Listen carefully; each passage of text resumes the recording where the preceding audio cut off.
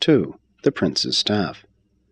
The planetary prince of Urantia was not sent out on his mission alone, but was accompanied by the usual corps of assistants and administrative helpers. At the head of this group was Dalagastia, the associate assistant of the planetary prince.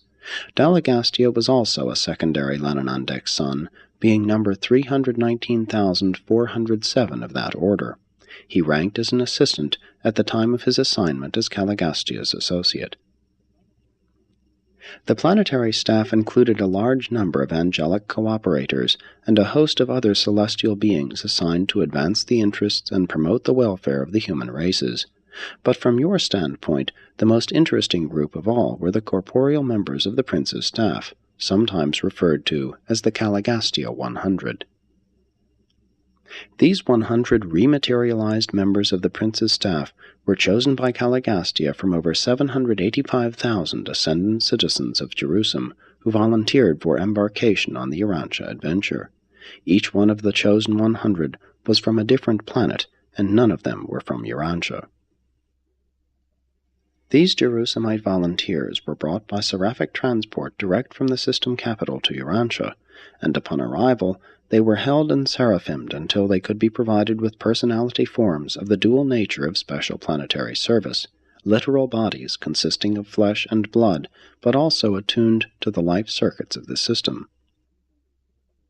Sometime before the arrival of these 100 Jerusalem citizens, the 2 supervising life carriers resident on Urantia, having previously perfected their plans, petitioned Jerusalem and Urantia for permission to transplant the life plasm of 100 selected survivors of the Andon and Fonta stock into the material bodies to be projected for the corporeal members of the Prince's staff.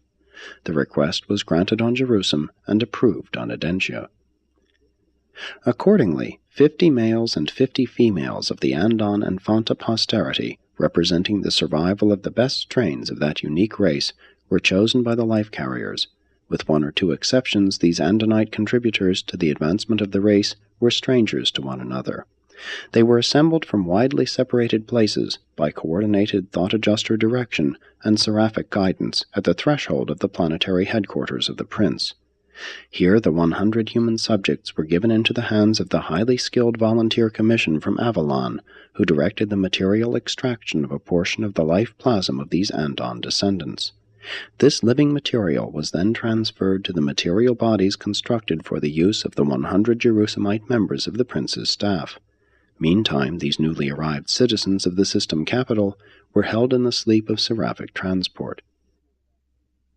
These transactions, together with the literal creation of special bodies for the Calagastia 100, gave origin to numerous legends, many of which subsequently became confused with the later traditions concerning the planetary installation of Adam and Eve.